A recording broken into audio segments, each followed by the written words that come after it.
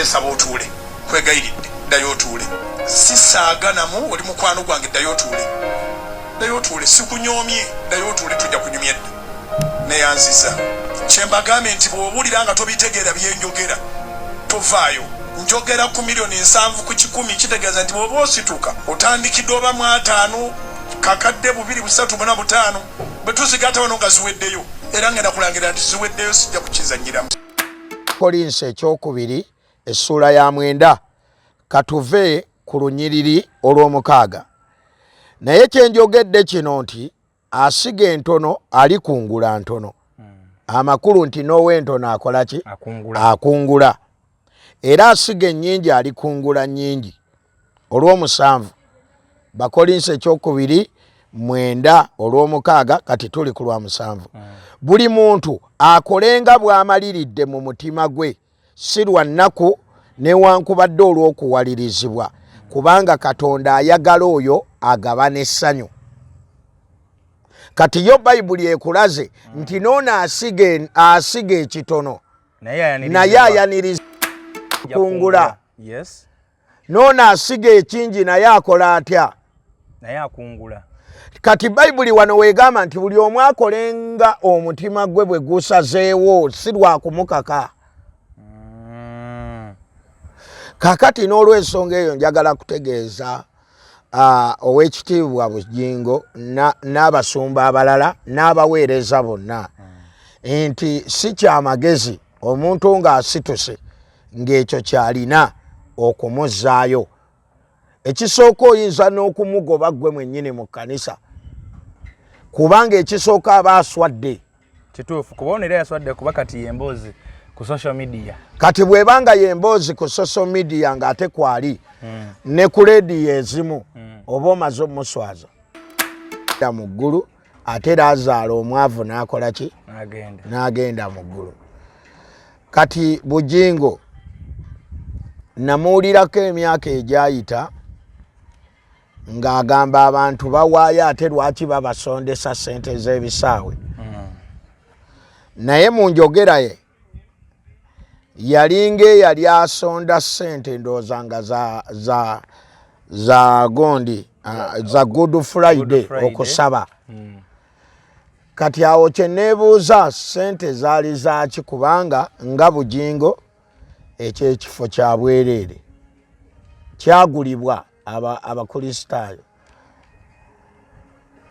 Naye nga bw'omanyi mu kkanisa mubeeramu ebintu bingi. Kati nyinza obutamunenya mu nsonga eyo naye eno omuntu bw'ajja nga ggwe omusumba yandimulese kubanga ekisooka zaali tezinnaggwayo. Ate ye mu mutima gwe awulidde nga yeetaaga okukola ki? Okuwaayo. Yandimwaniriza. Naye ng'okutuusa Julie Muteesasira lwaliyimirira n'agamba nti kati ate yakomyewo eri Yesu. Apparently ekikyayimiridde muli wa Bisiyaga era yadduka mu Uganda eyigganya abali b'Ebisiyaga.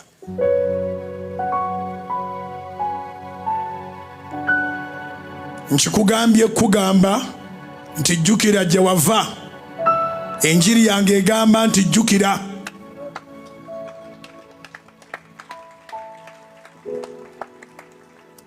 Era nzikiriza nga Julie Muteesasira tasobola kunyiiga asanyuka busanyusi kubanga nnyongedde okunyweza kyasinga okwenyumiririzaamu.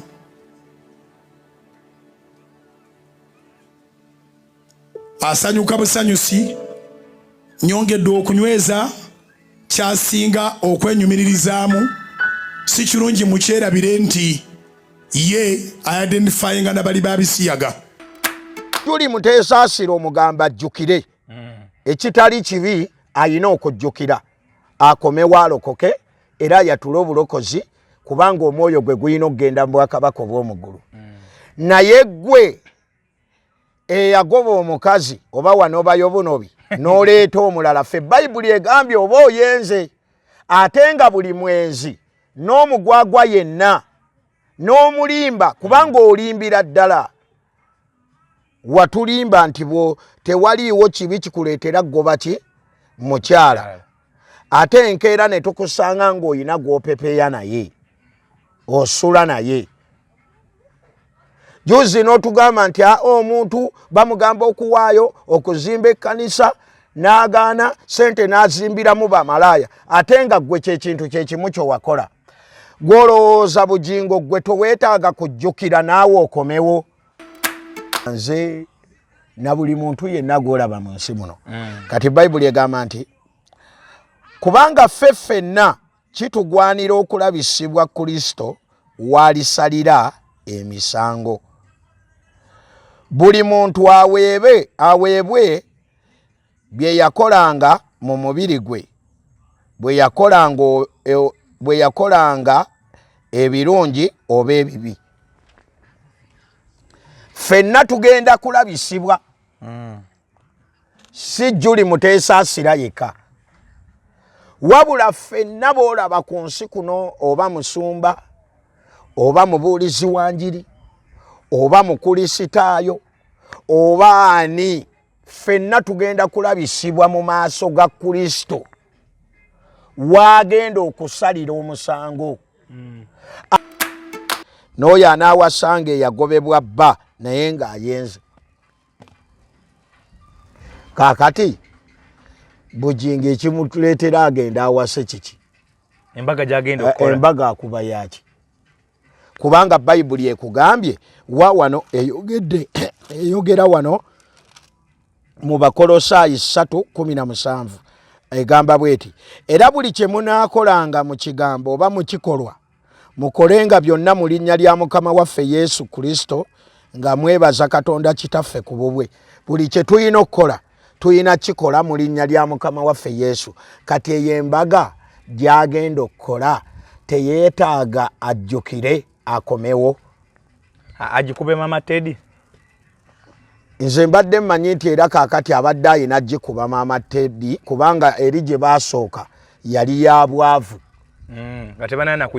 kati yandibadde amukubako surprise kubanga bwe tuddayo ku kiri kyagambye Juli ajjukire akomewo naffe kye tumugamba ajjukire kubanga yo bayibuli egambye buli kye mukola tukikole mu linnya lya Mukama waffe Yesu mu kigambo oba mu kikolwa kino ne bategeera kino Abakatuliki ate tebalina njawulo naffe abaalokoka wabula kino kye beetaaga okutegeera bw'osoma wano Bakolinso ekisooka essuula egenda kubeera ya 6 tegeeza Omukatuliki yaba kunazaako bunaza ekituufu akimanyi era akimanyi nti bwe mbanga ntambulidde mu Kristo ne neewala by'atayagala n'enkola by'ayagala obulamu obutaggwaawo mbufuna n'amateeka 10 bagagoberera nati wulira bino Omukatuliki ye byalina okutegeera naye ebimu abirina kaakati bayibuli esomesa mu Bakolinso ekisooka essula ya 6 katu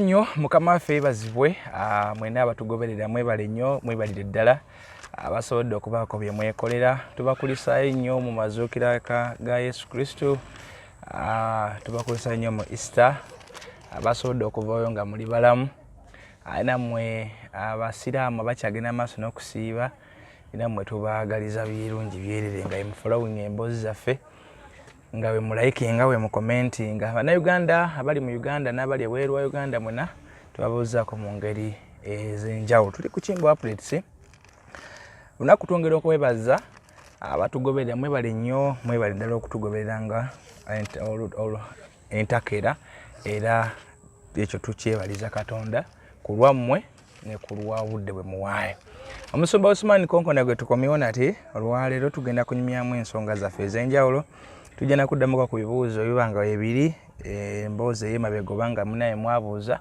ate bwe tunatumaliriza ekyo tujja kweyongerayo mu nsonga nnyingi nnyo omusumba sooka olamuse ku bantu ba Katonda ate oluvannyuma tweyongereyo mbalamusizaako nnyo abatuwuliriza mwenna mu biti byammwe Mukama waffe Yesu yeebazibwe mwebale kutugoberera twebaza Mukama atuwadde obulamu nammwe n'abubawa. Yes. Era tusaba Mukama abawangaaze.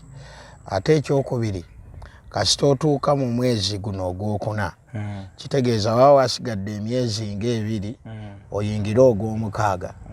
Kati awo otuula mu kisenge ekyo ku kitanda noweebuuza emyezi gino ogikoleddemu ki? Kubanga bw'omala okuyingira ogw'omukaaga olwo oba ogenda kuyingira mwaka. Oyingidde amakati g'omwaka. Kati ekyawo emyezi mukaaga egiddako girina kuba gya bujulizi. Esebo.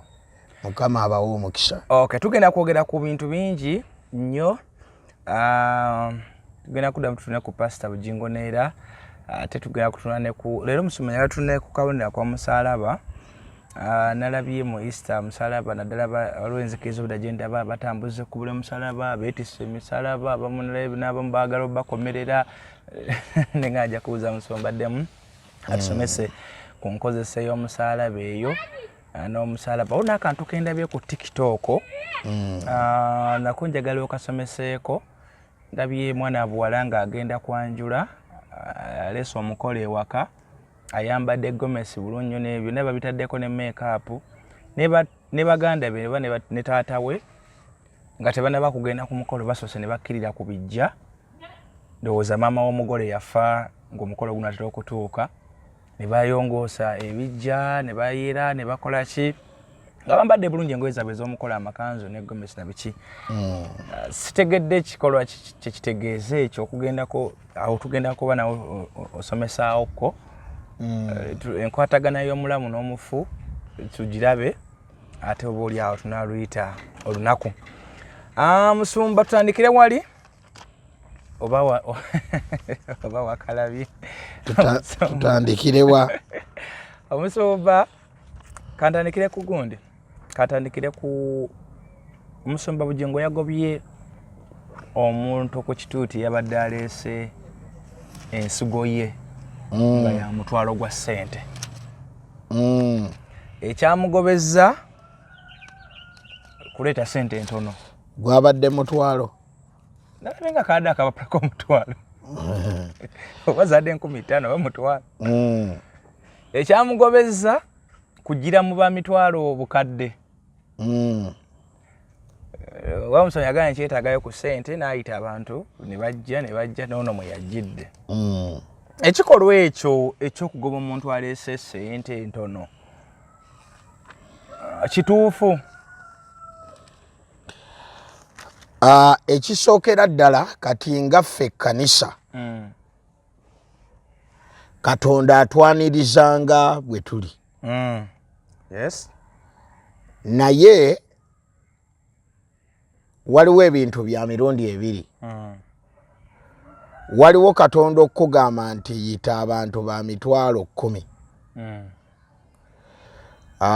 Era ebiseera ebisinga abantu abo baba we bali. Oba yita abantu bakakadde. Era abantu abo Katonda ye agenda okukikugamba babeera we bali era ng'ayina nekyayagala abakolere. Naye bwe mubanga musonda kwegamba tuli mu kusonda za Crusade nga bwe yalina naye lwakuba nti obuzibu Bugingo yennyini yakubagana n'ebigambo bye. Kubanga Bayibuli etusomesa bulungi mu Yokaana essula ya 14 olunyiriri olw'omukaaga. Bayibuli egamba nti Yesu ly'ekkubo n'amazima n'obulamu. Ekitegeeza nga bw'obeera mu kkubo lino lye bayita Yesu, amazima ge gayina okusooka okukulembera olyoka ofuna obulamu. Kati abantu bangi nnyo ku nsi obulokozi babupimira nnyo ku byenfuna, naye ebyenfuna kirala nnyo ky'ova olaba nti omugagga eyalina obugagga obungi teyagenda mu ggulu, ate Laazaalo omwavu n'akola ki? N'agenda mu ggulu. Kati Bugingo namuwulirako emyaka egyayita ng'agamba abantu bawaayo ate lwaki babasondesa ssente z'ebisaawe.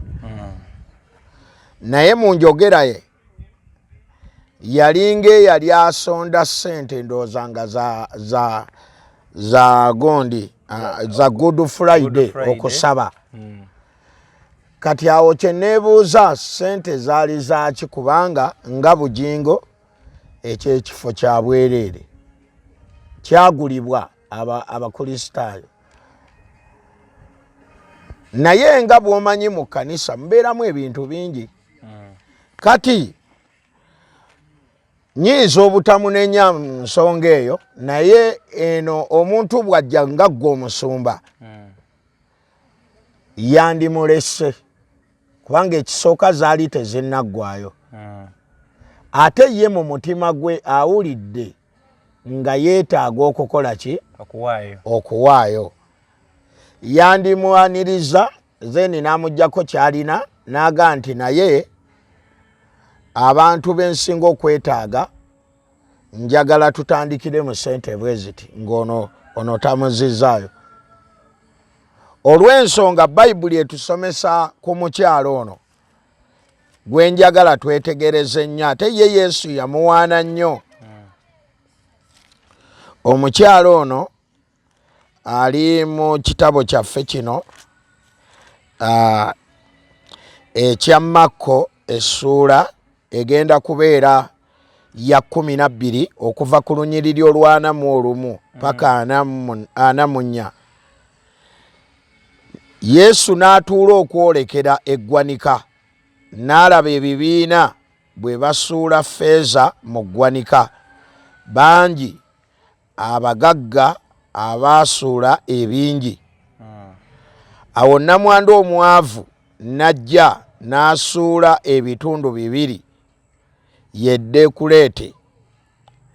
N'ayita abayigirizwa be n'abagamba nti mazima bagamba nti nnamwandu ono omwavu asuddemu bingi okusinga bonna abasudde mu ggwanika, kubanga bonna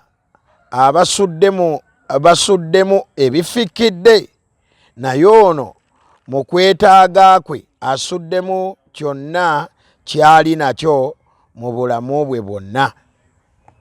Kati omuntu ono gwe yagoba ayinza okubanga mu bulamu bwe kye yali alina ng'omusumba, ate nga wayitibwa eri abagagga n'abaavu eri abantu bonna, ye yali amwaniriza. Kubanga tuyina ewantu wangi nnyo gye tugenze, nze enjiri njebuulira, naye ng'ekyamazima obwetaavu obuliwo omuwendo gwabwo ogulaba. Nogaannaye kusinziira ofunzafunza katufuneyo abayina emitwalo 5. Mu 5 oli n'asituka ne siringi 10, aye tosobola mugoba kubanga mu kwetaaga kwe ate nga kyalina akiwaddeyo, Katonda agenda musima. Kati bano abagagga baalina obugagga bungi era Bayibuli eboogerako nti baawaayo bingi naye ebifikidde. Kubanga nze kyemmanyi ku ssente Bujingo ze yali asaba ne Bujingo yennyini yali asobola oziwaayo. Buno obukadde 7 n'ekikumi. Bujingo yawaako gavumenti obukadde 10. Omuntu awa gavumenti obukadde 10 kyogamba 7 aba tabusobola buwaayo, kubanga okuwaayo tekuli kubakkiriza bokka, naffe abasumba tuwaayo. Ate nga tewali kyanjawulo nnyo kyali kigenda kugulwa okusinza ku bikozesebwa bulijjo. Kaakati kino kiwulire bulungi. Okuwaayo tekuli ku musumba yekka, n'omukyala w'omusumba awaayo. Kati gwe ono Makula yawaayo. Kubanga abamu balowooza nti abalina okuwaayo be bali eno, n'abaweereza bano abatendereza basobola okuwaayo. Okuwaayo tekusosola. Era Bayibuli kyeva esomesa wano egamba bweti. Bayibuli omanyi yo bannange kye kitabo kye tulina okutambuliramu. Kubanga bwe tunaakitambuliramu ate tugenda kubeera b'amaanyi nnyo okusinga abantu abalala bonna. Bayibuli esomesa bweti. Tuli mu kitabo kino eky'Abakolinso ekyokubiri essuula ya 9 katuve ku lunyiriri olw'omukaaga. Naye kyenjogedde kino nti asiga entono alikungula ntono. Amakulu nti n'ow'entono akola ki? Akungula. Era asiga ennyingi alikungula nnyingi. Olw'omusanvu Bakolinse ekyokubiri 9 olw'omukaaga kati tuli ku lwa musanvu. Buli muntu akolenga bw'amaliridde mu mutima gwe si lwa nnaku newankubadde olw'okuwalirizibwa kubanga Katonda ayagala oyo agabana essanyu. Kati yo Bayibuli ekulaze nti n'ono asiga ekitono naye ayanirizibwa era akungula. N'ono asiga ekingi naye akola atya? Naye akungula. Kati Bayibuli wano weegamba nti buli omu akolenga omutima gwe bwe gusazeewo si lwa kumukaka. Kakati n'olw'ensonga eyo njagala kutegeeza Oweekitiibwa Bugingo n'abasumba abalala n'abaweereza bonna nti si kyamagezi omuntu ng'asituse ng'ekyo kyalina okumuzzaayo. Ekisooka oyinza n'okumugoba ggwe mwennyini mu kkanisa kubanga ekisooka aba aswadde. Kituufu kuba ono era yaswadde kuba kati yemboozi ku social media. Kati bw'ebanga yemboozi ku social media ng'ate kwali ne ku leediyo ezimu oba omaze omuswaza, ekyo kiyinza omuleetera okukyawa obulokole. Kyova olaba nti abaweereza ba Mukama tusukka nnyo ku bantu bano abatudde mu ndaba yaffe n'entegeera yaffe ne tukkiriza Katonda y'aba akolera mu ffe kubanga ye ayaniriza buli muntu. Ate abantu Ssekinomu nga naye abadde obuzito bwe bwenkananga bwa muntu oyo bw'alaba kukikoleddwa munne. Naati kaakati nze njagala kukugamba nti nze Bugingo mwewuunye oba simanyi oba atugoberera naye ayina abasabirayo abatugoberera. Bugingo nze namulabako ng'abala 10,000 n'agamba nti mu kuwaayo kwe twawaddeyo abaawaddeyo 10,000 baleese 800 n'abala 200. Omuntu ajja n'ebinusu oyo nno aba talina ssente kubanga abantu abasinga obungi abawaayo bajja nampapula. Naye yabalanga ebinusunusu n'abala eby'ekikumi n'abala eky'ebitaano n'abala ekinusu eky'olukumi. Okuwaayo mu kkanisa kuliko omuwendo ogw'essalira? Okuwaayo mu kkanisa tekuliko muwendo okuggyako ekintu ekiriko omuwendo kye kimu eky'ekkumi kyokka. Kubanga ekimu eky'ekkumi kusinziira Bayibuli ku ekyo Katonda kyakuwadde, katugambe singa aba akuwadde akakadde ka ssente otoolako 0 wasigala ssente mmeka? 10,000. Kati ekyo kye kimu eky'ekkumi.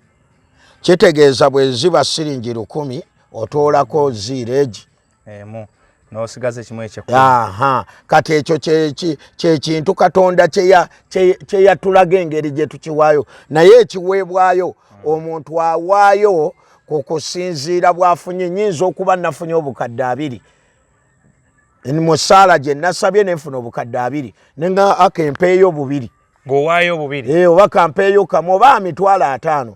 Kaakati ate ensigo omuntu awaayo ensigo eno tugambe ensigo eva ku ekyo ky'okungudde n'ogamba nti mbutuufu nakungudde obukadde 10 kampeeyo ensigo ya bukadde 3.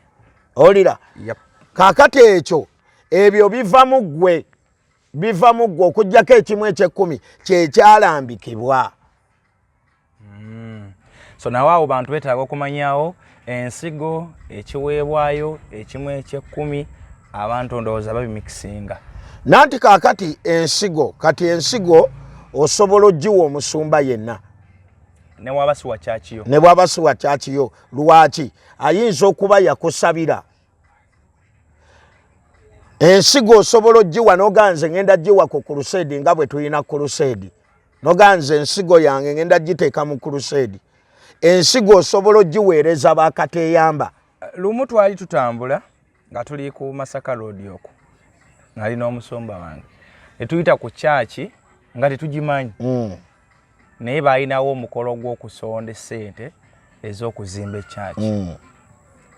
ne tukyamawo ne tuwaayo kye twalina ne tweyongerayo ku lugendo twawaaki ekyo eyo nsigo osize mu ttaka eryo nga Isaaka bwe yasiga. Bayibuli egamba nti Isaaka n'asiga katusomewo lwakuba Bayibuli bw'eba ekusomesa ku nsigo ekuleetera nnyo ku kyotegeera kiringa ne bwe kiba kirooto. Ekirooto Katonda bw'abanga anaakuloosa nti oyonoona ng'oli mu Kalamojja ajja kukulaga oyambadde kyokka ate bw'anaabanga aloosa ggwe ayambala agenda kukuloosa oli bukunya osobole okutegeera. Kati Katonda ebiseera ebisinga ayogere kati kenkuwa ekyokulabirako bwe yali alanga enjala egenda okubeera mu Misiri yaleeta ente 7 nga nkovu n'aleeta ente 7 nga zinyirira. Kaakati nga mu nte zino enkovu alanga enjala mu zinyirira alanga ekyengera so nga yandibadde alaga ng'abantu tebalina kyakulya. Kati Katonda waffe ali bw'atyo naye katudduke mangu nnyo mu Bayibuli wano twetegereze ku kigambo ensigo. Bayibuli abantu bagyetaaga nnyo gitegeera. Abantu beetaaga Bayibuli ekyo kikulu nnyo. N'abasajja ba Katonda bangi batandise okubuza abantu nga tebabasomera byawandiikibwa. Oli ayagamba bugambi Bayibuli yammwe yebyogera kiri mu Bayibuli awo naye nga takugambye kiri mu Bayibuli mu ssula eriwa mu lunyiriri ki kitabo ki. Kati Bayibuli esomesa mu lubereberye essula ya 26 olunyiriri olw'12. Bayibuli egamba bweti Isaaka n'asiga mu nsi eyo n'afuna mu mwaka ogwo emirundi 100 Mukama n'amuwa omukisa. Omusajja n'akula ne yeeyongera okutuusa bwe yali omukulu ennyo era yalina embuzi n'ente n'abaddu bangi n'akwasa Abafirisuuti obujja. Ekisooka Isaaka ebintu bye byali tebyala kye yakola n'akwata ensigo ye n'agisiga mu nsi eyo ey'Abafirisuuti. Isaaka ne yeeyongerako Katonda n'amuwa omukisa n'abeera n'obugagga bungi okusinga obw'Abafirisuuti ne bawulira obujja. Kaakati ensigo eno gy'osiga ate olina gisiga mu kwagala ate era ng'otegedde kubanga ensigo bagisiga ku ttaka eggimu.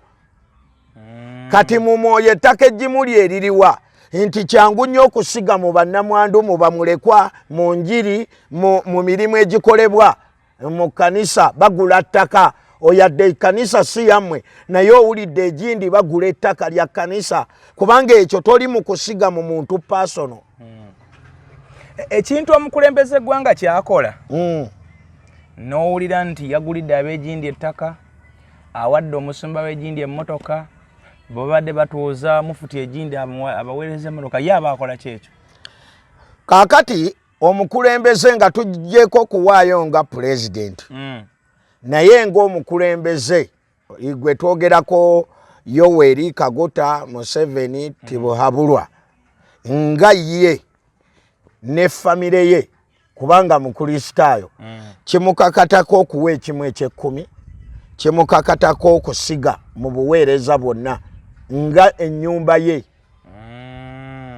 Kyova olaba nti kankuwa ekyokulabirako wano kubanga bino bye twogerako abantu bateekwa okubitegeera nti okuwaayo olina okusooka otegeere Katonda kubanga Museveni okubeera pulezidenti tekitegeeza nti ye mugezi ali mu nsi yekka naye olw'ekisa kya Katonda amuleseewo era ekikulaga nti kino kyalina tekyava eri bantu.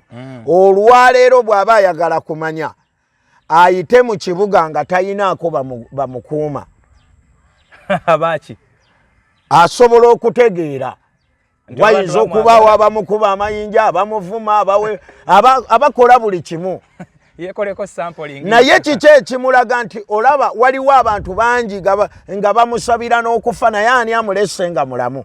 Kati ekyo kimuleetera okuwaayo. Katutunuulire bassekabaka wano twetegereze ebintu bino.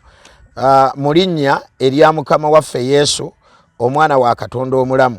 Bassekabaka ekisooka essuula egenda kubeera yakusatu, twetegereze kubanga bino bye twogerako birina okuba mu bwino ate abantu ne beeyongera okumanya mu linnya erya Mukama waffe Yesu Kristo. Kati Bayibuli esomesa bweti Bassekabaka ekisooka essuula yakusatu olunyiriri, tugenda kusoma olunyiriri katuve ku lwokusatu. Sulumani n'ayagala Mukama n'atambulira mu mateeka ga Dawudi kitaawe, kyokka yawaayo saddaaka, egamba bweti kyokka yaweerayo saddaaka era n'ayokera eyo obubaane mu kifo ekigulumivu. Awo kabaka n'agenda e Gidiyoni n'aweerayo saddaaka kubanga ekyo kye kyali ekifo ekigulumivu ekitukuvu. Sulumani n'aweerayo ku kyoto saddaaka ezookebwa 1,000 ez'ente. Ono gwe twogerako kabaka ono mukulembeze nga bwe wandigambye pulezidenti. Ekisooka yayagala nnyo Katonda nga kitaawe Dawudi, era bw'osoma ebyawandiikibwa ne Dawudi yawangayo nnyo kubanga ebyokuwaayo 25 Katonda okukuwa ensi eno ogikulembere tekitegeeza nti gwe asinga otegeera, wabula Katonda aba akuwadde mukisa. Kati nga Pulezidenti Museveni ateekwa okuwaayo, bw'awaayo nga pulezidenti ateekwa n'okuwaayo nga ye omuntu. Famire ye eteekwa okuwaayo. Buli mukristaayo yenna ali mu gavumenti oba minisita ateekwa okuwaayo kubanga okuwaayo kya Bayibuli, kya Katonda. Nga tugenda okuwunzika ekintu ky'okuwaayo ekyo nakyo kankikubuulize ddala lwe yali akimbuuzaawo nga ŋŋamba nti nze ndi mulokole, mukyala wange tannaba kulokoka musiraamu, ewaabwe gy'azaala baali bazimba omuzikiti, n'ansaba mbayambeko. Omukristaayo akkirizibwa okuwaayo singa asanga bebazimba ekkereziya oba bebazimba omuzikiti? Ekisooka waliwo enjawulo y'ekkereziya n'omuzikiti, kubanga omuzikiti guwakanya Katonda omulamu. Ffe bwe tusoma Bayibuli egamba bweti, katwetegereza okuva essuula ya 20, omuntu kino kyalina okusooka okuzuula. Egamba bweti okuva essuula ya 20, Katonda ayogerwako mu Bayibuli ayitibwa Yakuwa, si ye Allah ayogerwako mu Qur'ani. Katonda wa Bayibuli alina kye bayita kanisa. Olira bulungi. Era abamugoberera babeera bakristaayo, abagoberezi ba Kristo. Kaakati ate abagoberera Allah basiraamu. Ekitawaanya abantu kwe kutegeera nti bakatonda abasinzibwa bangi, naye Katonda eyakola eggulu n'ensi ali omu ye Katonda wa Bayibuli. Nga bw'otasobola kuwaayo ku basinza Buddha, era bw'otasobola kuwaayo abasinza Allah wa Qur'ani,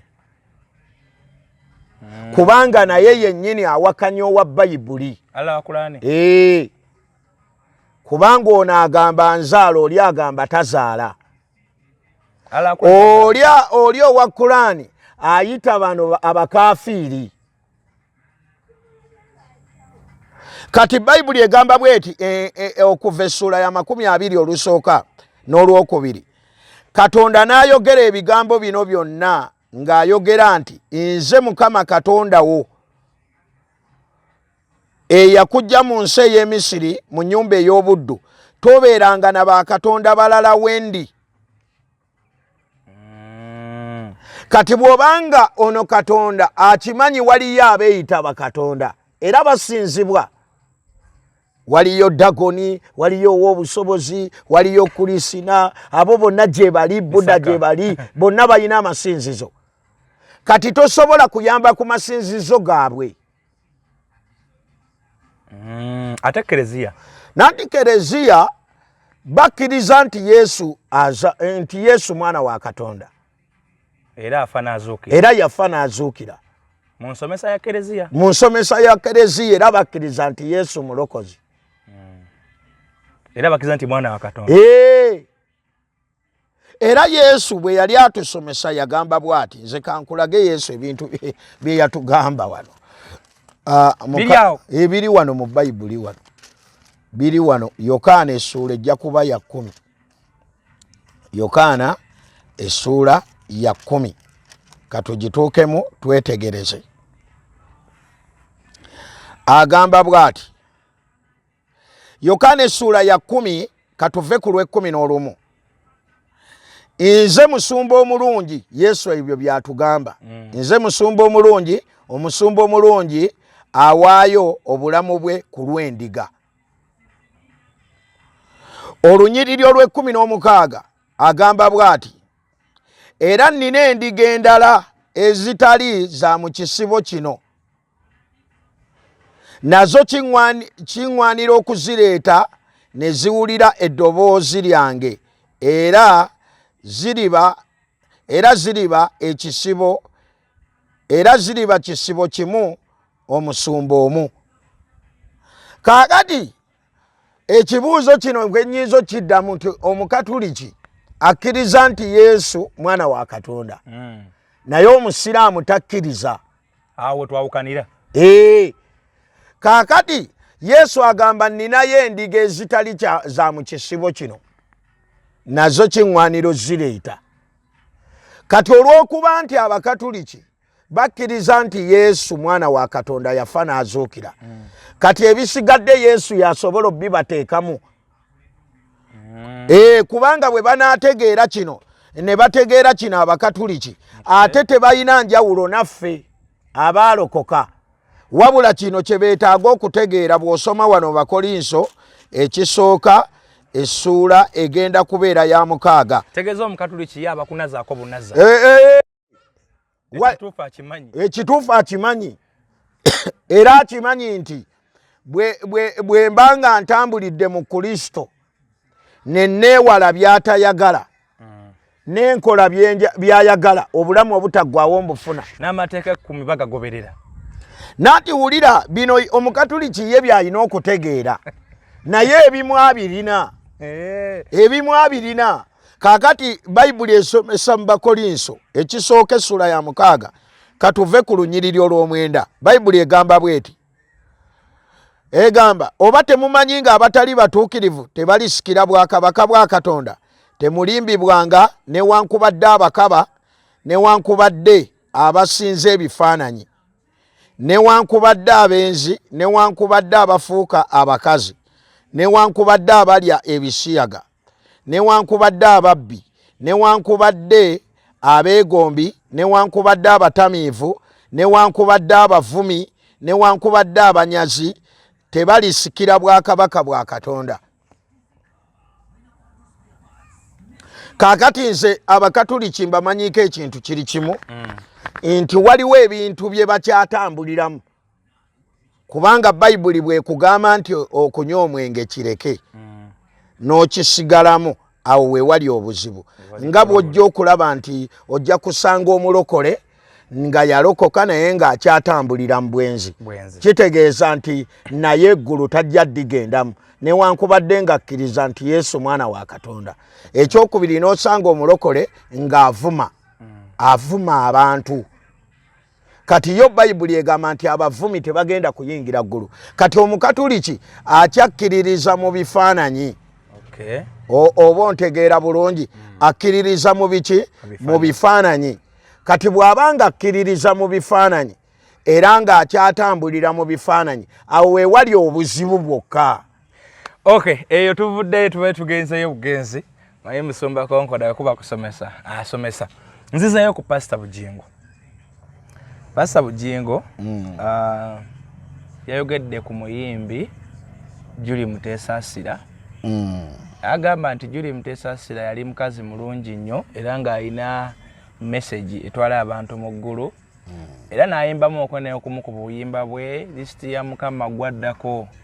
Agamba nti ye ndowooza yalaba Kristo ya Mukama aluddewo n'asalawo ayingire ebisiyaga. Era nti ali Canada musiyazi. N'akomekereza emboozi eyo ng'agamba nti okujjako ng'akkiriza Katonda n'akomawo eri Katonda. Awe najja ekibuuzo kinjagala okubuuza. Simanyi Julie Mutesasira oba musiyazi oba si musiyazi, ebisinga twogera byogere ku ffenna teri yali amukutte tetumanyi. Naye Pastor Bugingo okugamba omuntu okudda eri Katonda yali eri Katonda okusinza ku ntambula ze n'ebintu byayogera. Kakati obuzibu bwe tulina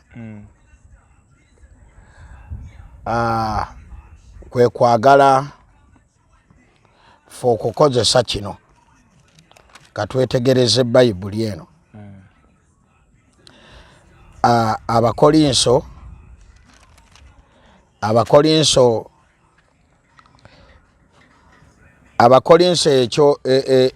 ekisooka essula 5 kantuukewo mangu nnyo. Abakolinso ekisooka essula ey'okutaano olunyiriri tugenda kusoma. Bakolinso ekisooka katusome ekyokubiri. Ekyokubiri essula 5 olunyiriri lujja kubeera olusooka. Twetegereze ebigambo ebyo. Omanyi kiba kirungi nnyo okukootinga Bayibuli kubanga ebigambo bye twogera bigenda kusigalawo. Kati Bayibuli etusomesa bweti. Abakolinso ekyokubiri 5:10. Kubanga ffenna tebagambyeko Mutesasira wabula nze na buli muntu yenna gw'olaba mu nsi muno. Kati Bayibuli egamba nti kubanga ffenna kitugwanira okulabisibwa Kristo walisalira emisango. Buli muntu aweebwe bye yakolanga mu mubiri gwe, bwe yakolanga ebirungi oba ebibi. Ffenna tugenda kulabisibwa. Si Julie Mutesasira yekka. Wabula ffenna boolaba ku nsi kuno, oba musumba, oba mubuulizi wa njiri, oba mukulisitaayo, oba ani, ffenna tugenda kulabisibwa mu maaso ga Kristo wagenda okusalira omusango. Ate ekikwewuunyisa okukulaga nti Yesu ono ng'asala emisango, waliwo ebigambo Yesu bye yayogera. Yagamba bw'ati mu Matayo essula egenda kubeera ya 12. Njagala twetegereze Yesu bye yayogera.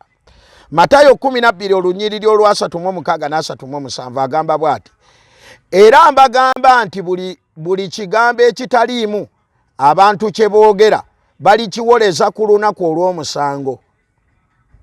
Kubanga ebigambo byo bye biri kuweesa obutuukirivu era ebigambo byo bye biri kusingisa omusango. Kati njagala kuzzaayo wali.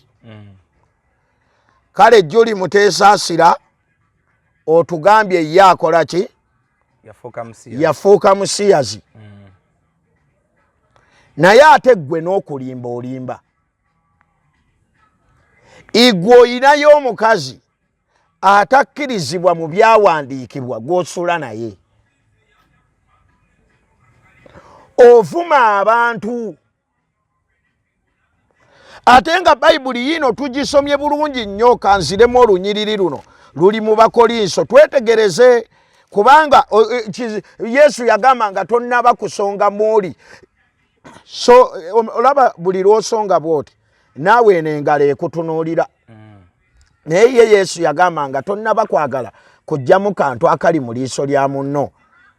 Kyokola sooka oggyemu akako. Kati Abaganda abasajja abakulu balina enkola gye bakolamu. Bw'abanga omutunuulidde naye nga olina akajonjo ye kyakola agira bugizirirye kati naawe n'ogira eriryo ontegeera kigamba kituufu kaakati bayibuli yiina esomesa bweti abakolinso ekisooka essula ya 6 olunyiriri olw'omwenda n'olw'ekkumi agamba bw'ati obanga temumanyi ng'abatali batuukirivu tebalisikira bwakabaka bwa Katonda temulimbibwanga newankubadde abakaba newankubadde abasinza ebifaananyi newankubadde abenzi newankubadde abafuuka abakazi newankubadde abali ebisiyaga newankubadde ababbi newankubadde abeegombi newankubadde abatamiivu newankubadde abavumi newankubadde abanyazi tebalisikira bwakabaka bwa Katonda. Kati wano tujjewo ebigambo bibiri abenzi abavumi.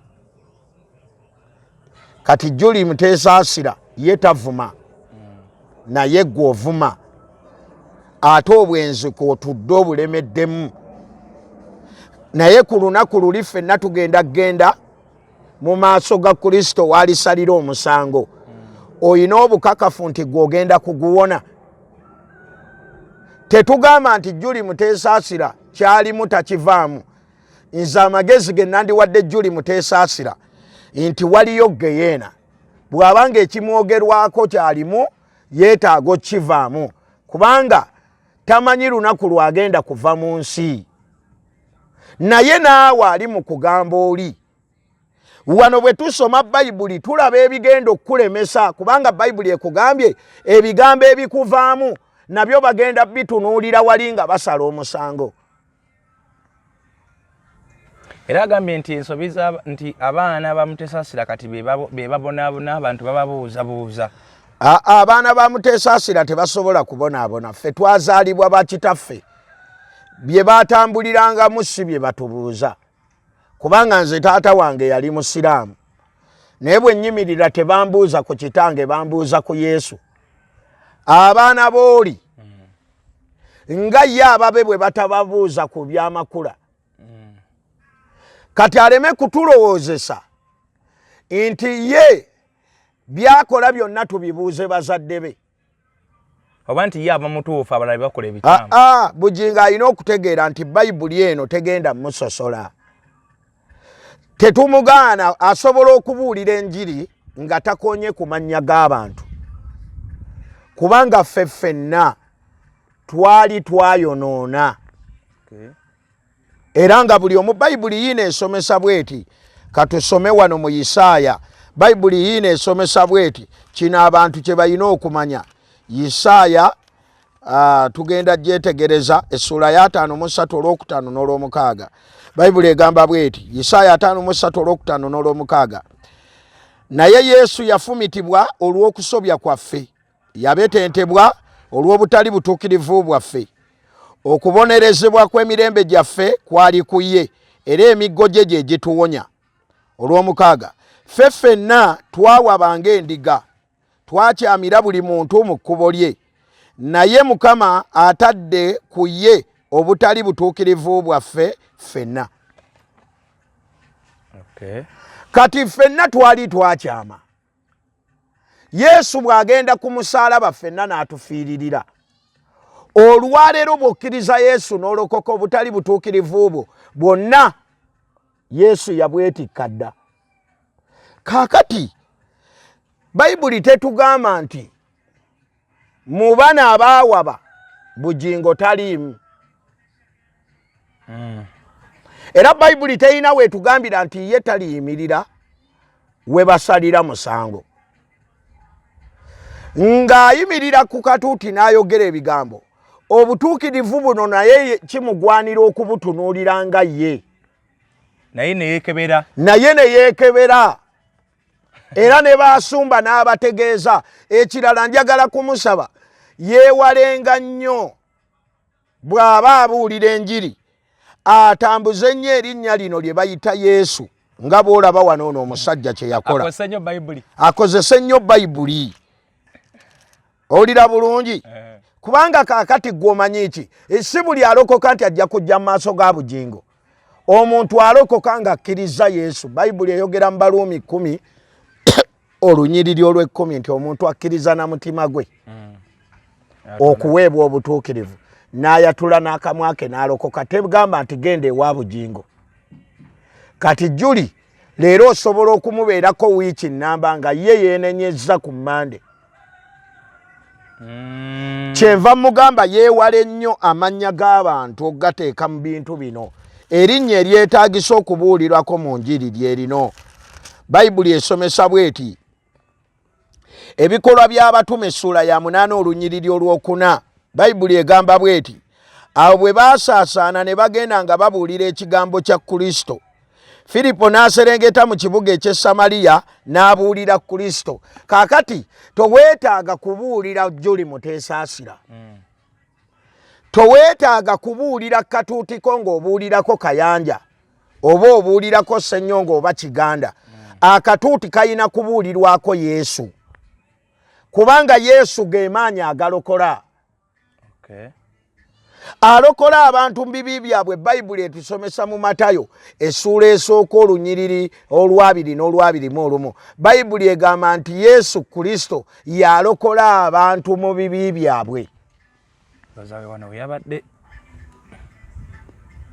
Tulabyenga n'abaali bayimbira Kristo mu Uganda bamweganye bafune obutuuze Canada. Tekigenda kwerabirwa kiri ku rekodi nti Juli Muteesaasira eyayimba ng'akuzaamu amaanyi era ng'akugumya ng'akugamba Kristo ya Mukama yeggwaddako yalinda ng'alaba Kristo ya Mukama tagendako n'agenda Kristo ya Sitaani e Canada era neyeerangirira nti muli wa bisiyaga. Kati kisinga kubonyaabonya baana be yabatwala gye bali. Abantu boogera nabo ku social media nga bababuuza ebisiyaga mubirya bukazi bwadduka kazi katune kasajja katune bukaaba ne nsaba babuleke ebibi by'omwana by'omuzadde tibivunaanibwa mwana naddala omwana ategeera naye ng'okutuusa Juli Muteesaasira lwaliyimirira n'agamba nti kati ate yakomyewo eri Yesu apparently kikyayimiridde muli wa bisiyaga era yadduka mu Uganda yigganya abali b'ebisiyaga.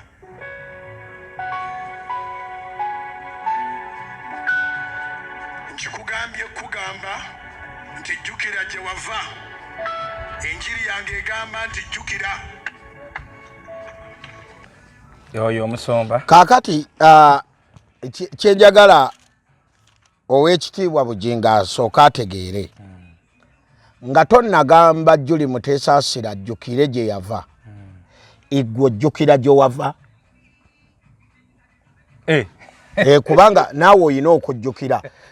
Kwegamba enjiri aleme kulowooza nti enjiri y'abali bokka. Naye ajjukire kubanga Bayibuli yiino etusomesa wano mu Makko. Katutuukewo mangu nnyo. Makko essula ya 10. Makko essula ya 10 olunyiriri katusome olw'ekkumi n'olumu n'olw'ekkumi n'ebbiri. Yesu agamba bw'ati.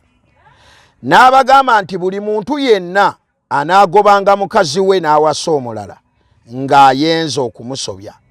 Olw'ekkumi n'ebbiri. Naye yennyini bw'anoobanga ewa bba n'afumbirwa omulala ng'ayenze. Bwe tusoma Bayibuli yaffe ku bigambo bino ebikulu bwe biti tulyoke tuddeyo naffe tumwokye ekibuuzo. Tuli mu kubikkulirwa essula egenda kubeera ya 21. Okubikkulirwa essula eya 21 olunyiriri olw'omunaana. Bayibuli esomesa bweti. Naye abatiitiizi n'abatakkiriza n'abagwagwa n'abassi n'abenzi n'abalogo n'abasinza ebifaananyi n'abalimba bonna omugabo gwabwe gulibeera mu nnyanja eyaka n'omuliro n'ekibiriiti kwe kufuuka okubiri. Kati katubuuze ekibuuzo. Ono Juli Muteesaasira omugamba ajjukire. Ekitali kibi ayina okujjukira. Akomewo alokoke era yatule obulokozi kubanga omwoyo gwe guyina okugenda mu bwakabaka obw'omuggulu. Naye ggwe eyagoba omukazi oba wano bayobunobi n'oleeta omulala ffe Bayibuli egambye oba oyenze. ate nga buli mwezi n'omugwagwa yenna n'omulimba kubanga olimbira ddala watulimba nti tewaliiwo kibi kikuleetera goba ki mukyala ate enkeera ne tukusanga ng'olina gw'opepeya naye osula naye juzi n'otugamba nti omuntu bamugamba okuwaayo okuzimba ekkanisa n'agaana sente n'azimbiramu bamalaaya ate nga ggwe kyekintu kyekimu kyowakola gw'olowooza bugingo ggwe toweetaaga kujjukira naawe okomewo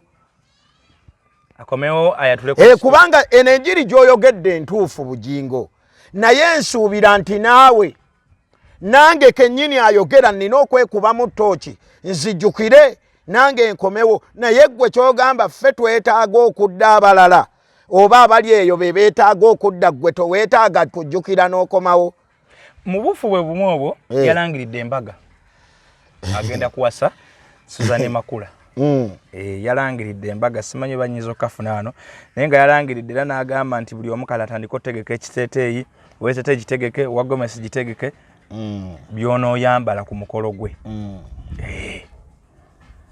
awe tuli embaga ayongedde okunyweza nanti ffe bayibuli etugambye kanyongere n'olunyiriri olulala ate tunaasoma lumu bayibuli yino eyogera mu kitabo kino ekya Lukka Yesu yennyini ayogera ebigambo bino kati simanyi oba yamujeemera oba amukkiriza naye bayibuli yino esomesa mu Lukka essula ya 18 katutuukewo mangu nnyo katugende ku lunyiriri Lukka essula ya 16 olunyiriri lwa 18 Yesu agamba nti buli muntu yenna anaagobanga mukazi we n'awasa omulala ng'ayenze n'oyo anaawasanga eyagobebwa bba naye ng'ayenze kaakati bugingo ekimutuleetera agenda awase kiki embaga gy'agenda okukola embaga akuba yaki kubanga bayibuli ekugambye wano eyogera wano mu Bakolosaayi 3:17 egamba bweti era buli kye munaakolanga mu kigambo oba mu kikolwa mukolenga byonna mu linnya lya Mukama waffe Yesu Kristo nga mwebaza Katonda Kitaffe ku bubwe buli kye tulina okukola tulina kikola mu linnya lya Mukama waffe Yesu kati eyo embaga gy'agenda okukola teyeetaaga ajjukire akomewo agikube Mama Teddy nze mbadde mmanyi nti era kaakati abadde ayina gikuba Mama Teddy kubanga eri gye baasooka yali ya bwavu kati yandibadde amukubako surprise kubanga bwe tuddayo ku kiri kyagambye Juli ajjukire akomewo naffe kye tumugamba ajjukire kubanga yo bayibuli egambye buli kye mukola tukikole mu linnya lya Mukama waffe Yesu mu kigambo oba mu kikolwa kati ate yatugambye bwogoba n'owasa omulala oba oyenze ate omwenzi wa Geyeena kati ate ffe tetwagala ogende mu Geyeena ne Makula tetwagala agende mu Geyeena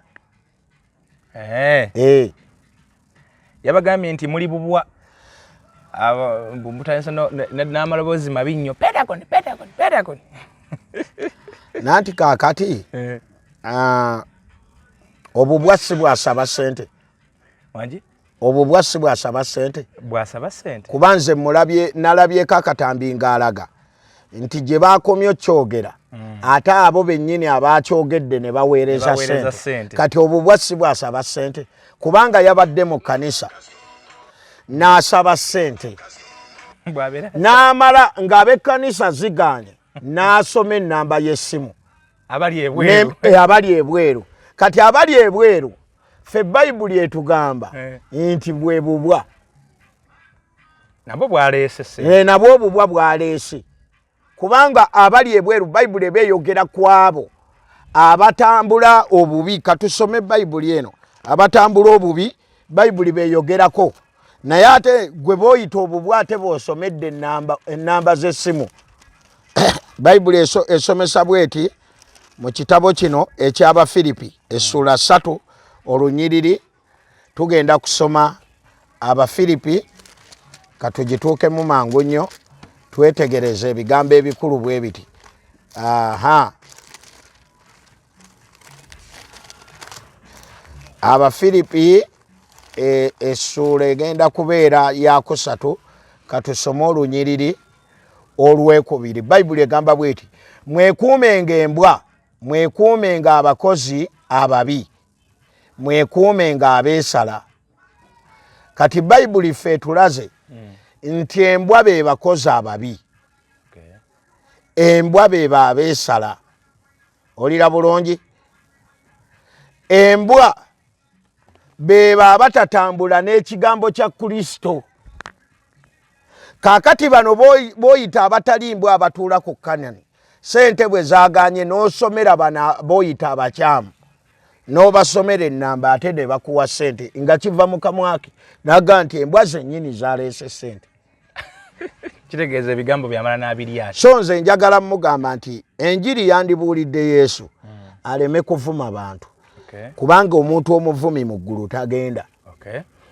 Okay. Aye Pastor Osman Konkona, emboozi yetu tugenda kugikomya wano. Mukkirize tugikomya wano mugitwale obudde. Mutwale obudde mwetegereze buli kimu kye twogeddeko.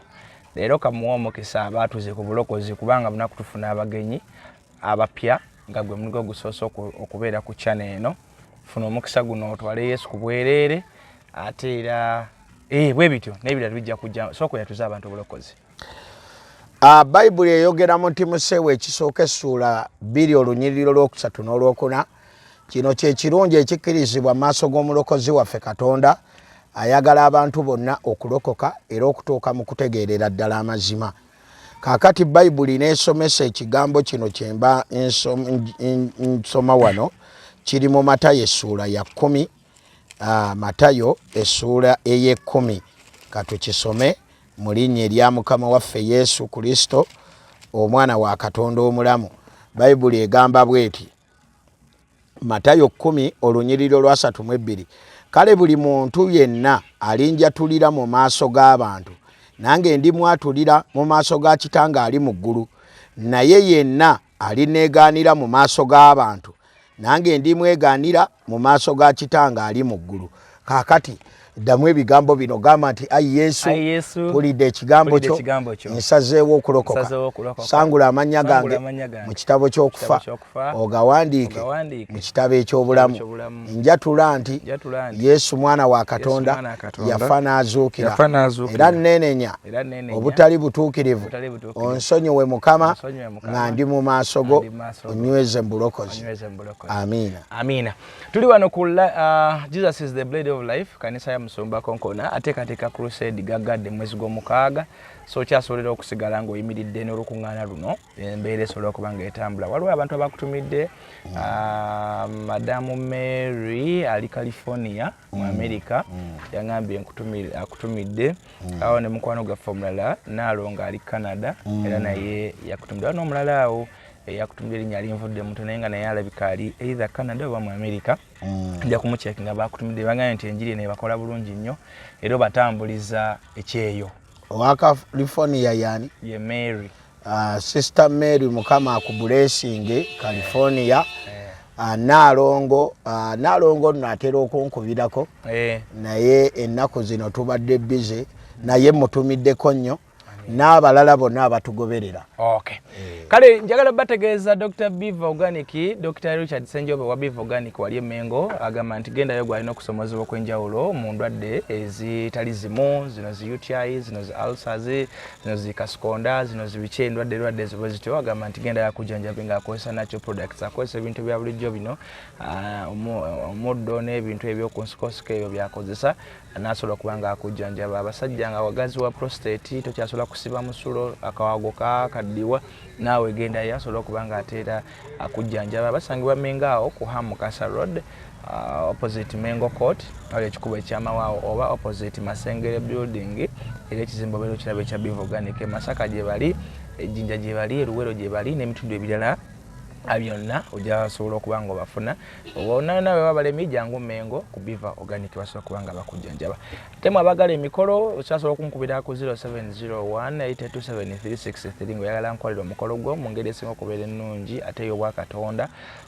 mikolo gyonna kwanjula mbaga kukyala graduation n'ebirala ebiri mu line eyo anja kubanga tukolagana bulungi nnyo mikolo music system oba public address system ne videography abwepona abogezi ojja kubanga onfuna bulungi nnyo kale mwebale nnyo mwebale ddala tubasaba okusubscribinga okulikinga abwepo n'okukomentinga ku mboozi zino mweraba